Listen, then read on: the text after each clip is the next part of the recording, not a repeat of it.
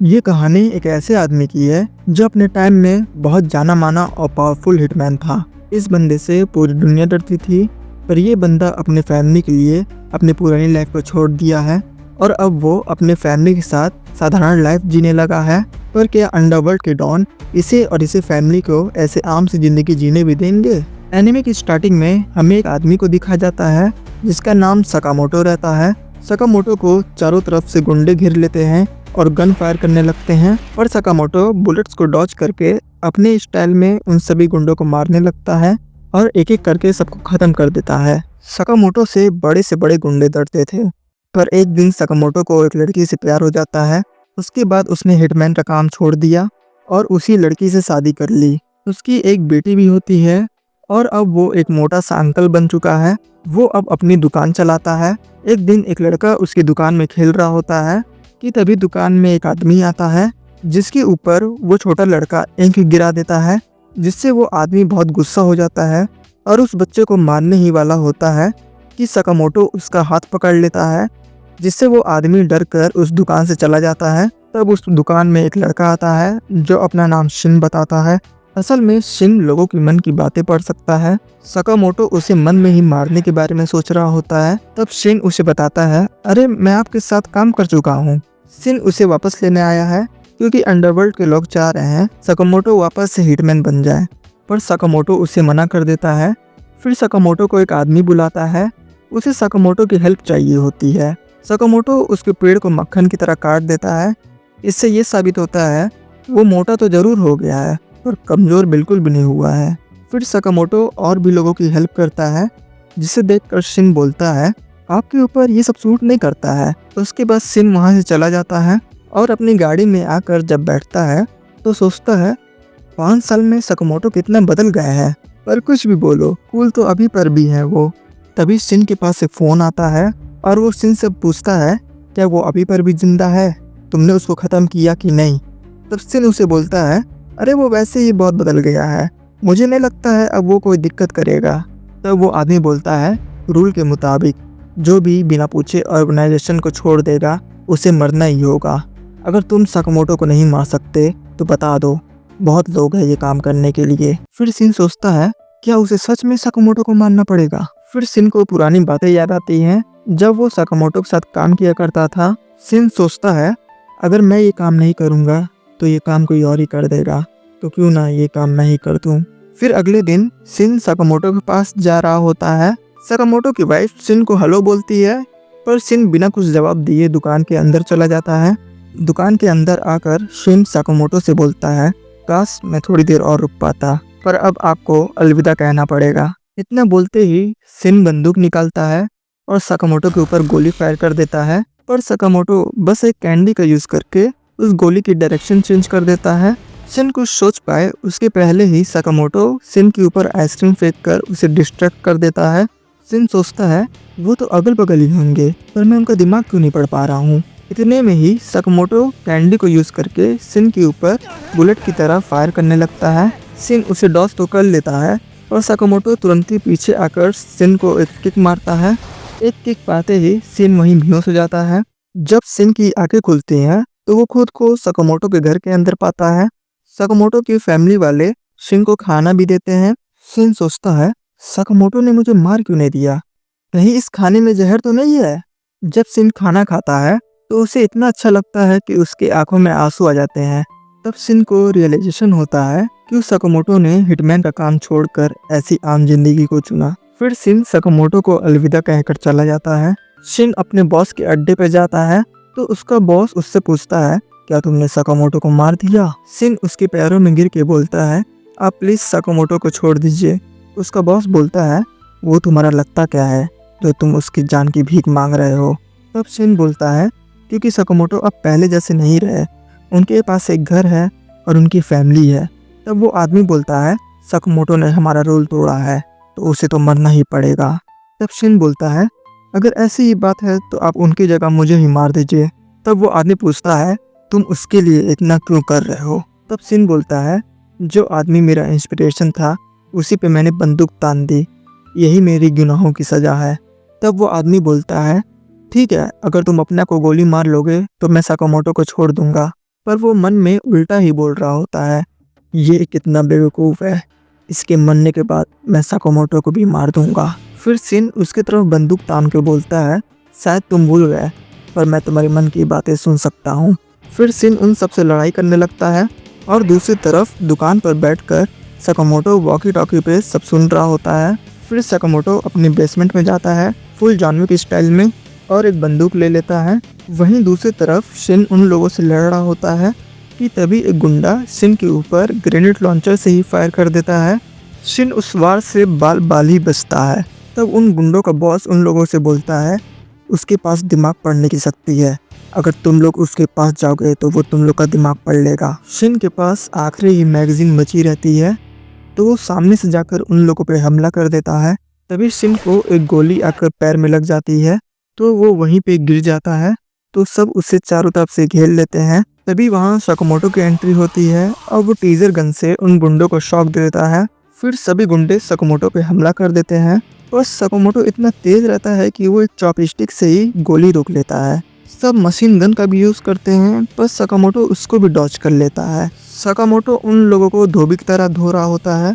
फिर आखिरी में साकामोटो उस बॉस का भी गेम ख़त्म कर देता है। फिर शिन पूछता है, आप यहाँ कैसे आए? तो उसे पता चलता है कि साकामोटो ने उसके गन के अंदर ट्रैकर लगा रखा था। फिर शिन बोलता है, मैं ये शहर छोड़कर आज जा रहा हूँ तो आप अपना ध्यान रखिएगा। तब साकामोटो उसे दुकान का कॉस्ट्यूम देता है और बोलता है, हर घंटे के 500 और ओवर टाइम के भी पैसे मिलेंगे।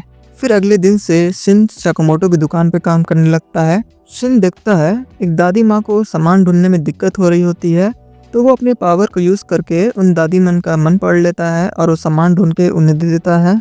फिर वही भोंदू बच्चा शिन से पूछता है, तुम इसके पहले क्या काम करते थे? तब शिन उस बच्चे से झूठ बोलता है और बोलता है, अरे मैं पहले एक क्लीनर था। फिर बाद में शिन साकामोटो की तारीफ कर रहा होता है कि साकामोटो ने इन गुंडों को हरा कर कैसे शिन को बचा लिया है। शिन की बात साकामोटो की वाइफ सुन लेती है और वो साकामोटो से गुस्से में पूछती है, क्या तुमने फिर हिटमैन का काम शुरू कर दिया? साकामोटो मना कर रहा होता है। तब शिन साकामोटो से पूछता है, आपने तो उन सब गुंडों को मार डाला था ना? साकामोटो शिन से बताता है कि वो बस उन लोगों को घायल किया है, जान से नहीं मारा है। तब साकामोटो की वाइफ बोलती है, तुमको तो रूल याद ही होगा ना, अगर तुमने किसी की जान ली तो मैं तुम्हें डिवोर्स दे दूंगी। जिसे सुनकर साकामोटो बहुत डर जाता है। तब शिन साकामोटो से पूछता है, आप दोनों के बीच में कोई रूल है क्या? तब साकामोटो उससे बोलता है, अबे तू ज़्यादा मत बोल, वरना तुझे ही मार डालूंगा। फिर बाद में साकामोटो और शिन शॉपिंग करने जाते हैं तो साकामोटो अपने लिए और अपने फैमिली के लिए मीट बंस खरीदता है। तभी बिल्डिंग से एक लड़की आकर साकामोटो के ऊपर कूद जाती है जिससे साकामोटो के मीट बंस भी खराब हो जाते हैं।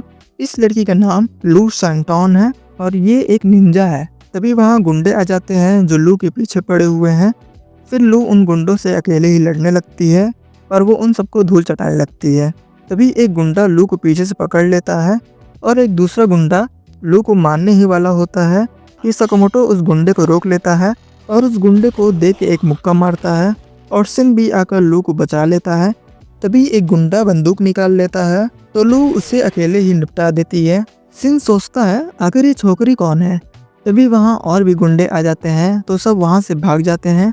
फिर हमें उन गुंडों का बॉस दिखा जाता है जो बोलता है, हमने तो पहले ही उसकी फैमिली को मार डाला है तो वो आखिर भाग किसके साथ गई? तब वो ये भी बोलता है, ये किसी काम का नहीं है, इसे ख़त्म कर दो।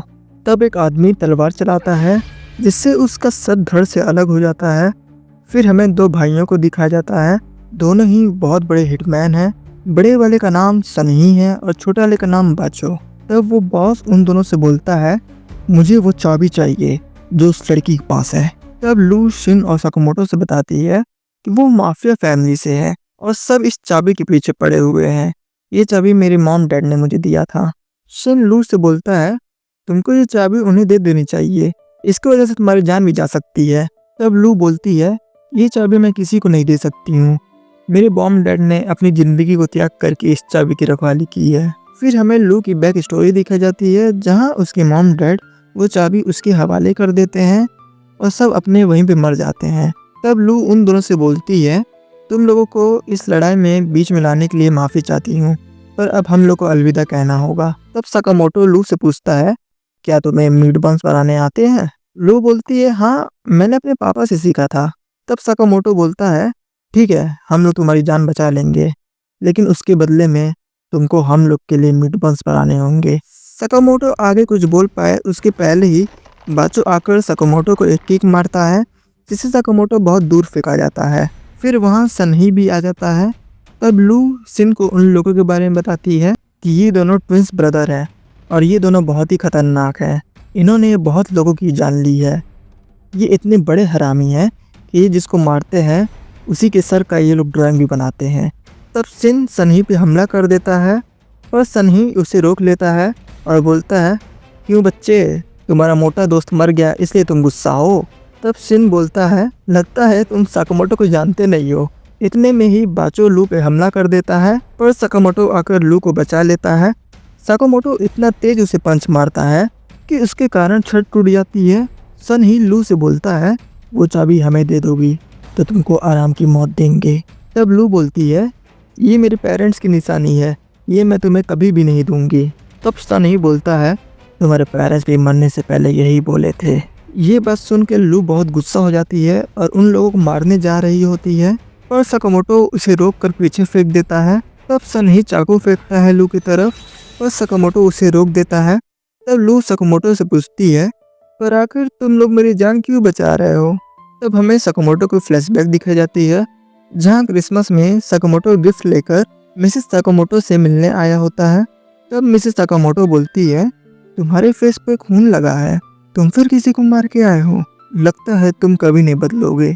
इतना बोलकर वो ऊपर से कूद जाती है। सकामोटो बिना कुछ सोचे वो भी कूद जाता है और जाकर उसे कस के पकड़ लेता है। फिर दोनों बर्फ में गिरते हैं, जिससे दोनों बच जाते हैं। तब मिसेस सकामोटो बोलती हैं, तुमको अब पता चला ना, किसी के मरने से उनके चाहने वालों पे कितना फ़र्क पड़ता है।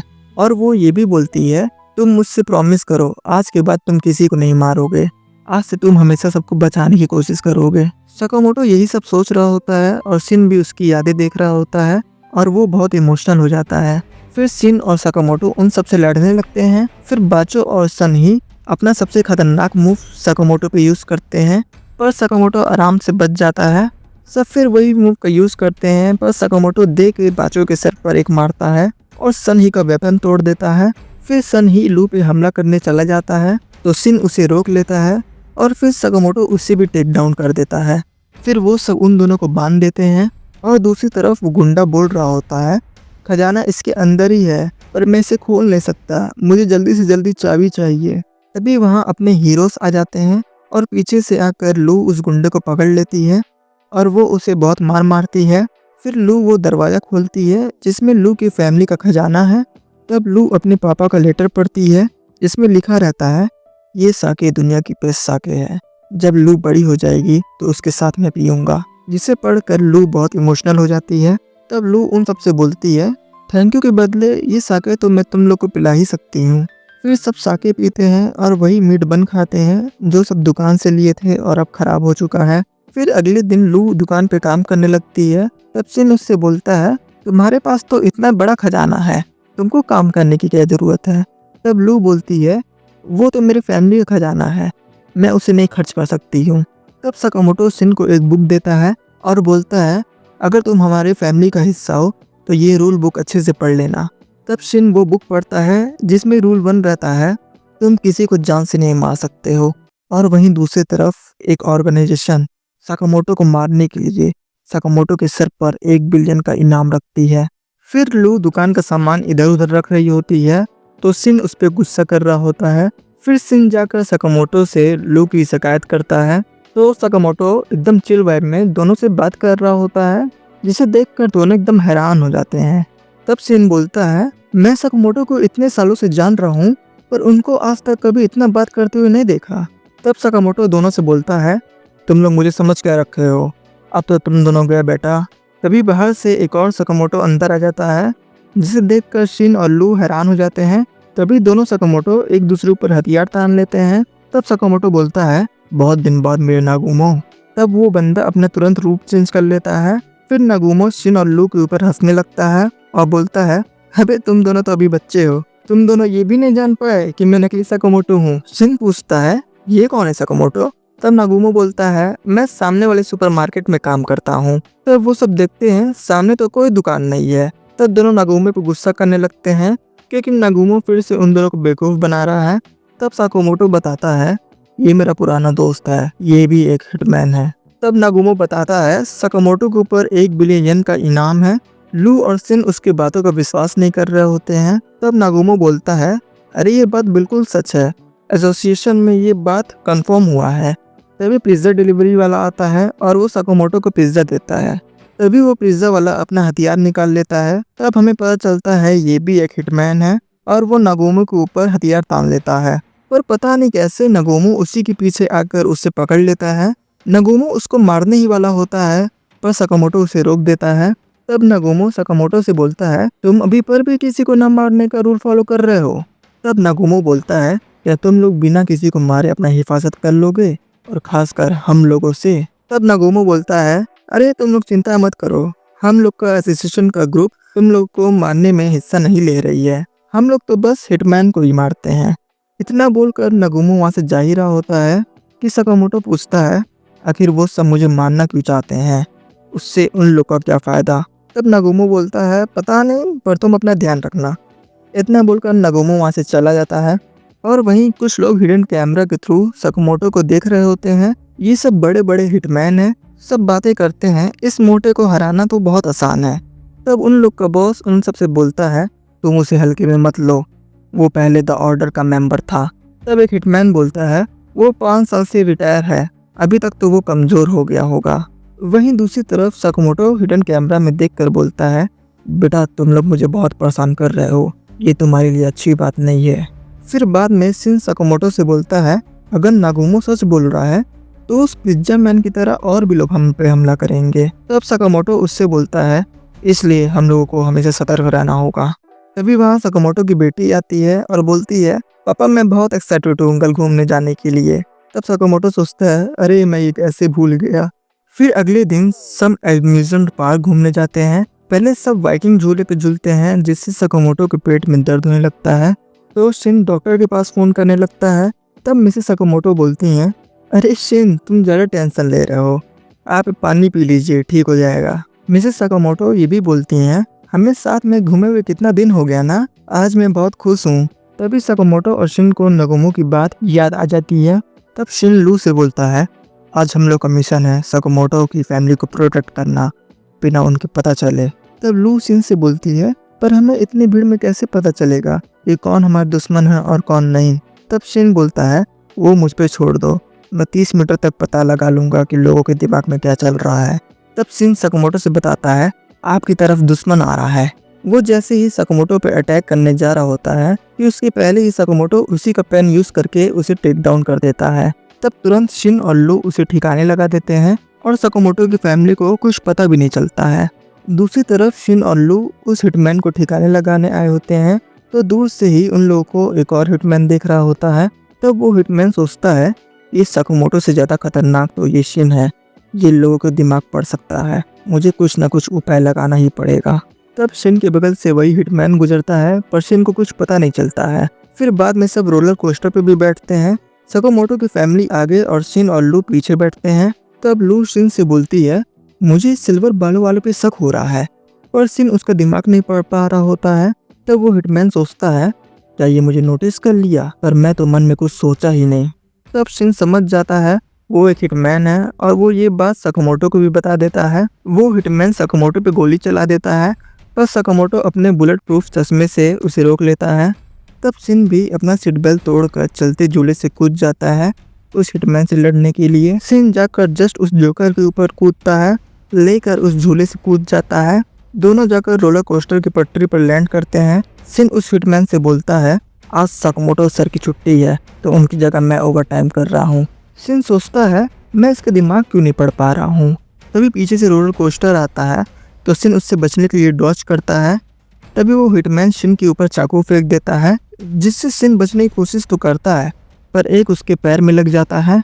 उस चाकू में जहर मिला होता है, जिससे शिन कमज़ोर पड़ जाता है और उसे कुछ साफ दिख नहीं रहा होता है। तब वो हिटमैन बोलता है, जब मैंने साकामोटो को देखा था तो उस इंसान के अंदर मरने का डर था, आखिर वो इंसान एक समय पे सबसे बड़ा हिटमैन कैसे हो सकता है। तब शिन उससे बोलता है, तुम जानते ही क्या हो साकामोटो के बारे में। हाँ, उन्हें मौत से डर लगता है, और इसलिए क्योंकि उनके पास फैमिली है। जिसके पास फैमिली होती है वही ये समझ सकता है। फिर वहाँ रोलर कोस्टर आता है तो सिन उस पर चढ़ जाता है और उसे भी पकड़ लेता है। उन दोनों की वहाँ लड़ाई स्टार्ट हो जाती है। तो वो हिटमैन सिन पे भारी पड़ रहा होता है तो सिन उसे लेके नीचे कूद जाता है और वो दोनों एक जगह जहाँ ड्रामा चल रहा होता है वहाँ जाकर लैंड करते हैं। फिर सिन बनी का कॉस्ट्यूम पहन लेता है तो वो हिटमैन उससे बोलता है, तुझे सही से दिख नहीं रहा है, तू क्या मारेगा मुझे। तब सिन उसे देख एक मुक्का मारता है। सिन उसके हर वार पे डॉज कर रहा होता है और उसे उल्टा मार भी रहा होता है। तब हमें दिखाया जाता है वो ड्रामा सकामोटो और उसकी फैमिली भी देख रही है। सकामोटो सिन को इंट्रोडक्शन दे ही रहा होता है मनी मन में और सिन भी सकामोटो का दिमाग पढ़कर लड़ रहा होता है। वो हिटमैन सोचता है ये नामुमकिन है, उसके ऊपर तो जहर का असर अब तक हो ही गया होगा, आखिर वो देख कैसे पा रहा है। जब वो हिटमैन थोड़ा सा सिन का कपड़ा फाड़ देता है तो वो देखता है सिन तो आंखें बंद करके लड़ रहा है। फिर सिन उसे हरा देता है। सो गाइस ये वीडियो यहीं तक। और मुझे पता है आप लोगों के मन में बहुत सारे सवाल चल रहे हैं, इधर ऑर्डर है क्या, ये सब हिटमैन किसके लिए काम कर रहे हैं और सिन को ये पावर कहाँ से मिली, ये सब हम लोग जानेंगे नेक्स्ट वीडियो में। तब तक आप इस चैनल को सब्सक्राइब कर लीजिए और ये वीडियो पसंद आए तो इस वीडियो को भी लाइक कर दीजिएगा। और इसका नेक्स्ट पार्ट यहाँ पे आ गया होगा तो आप इसे क्लिक करके देख सकते हैं।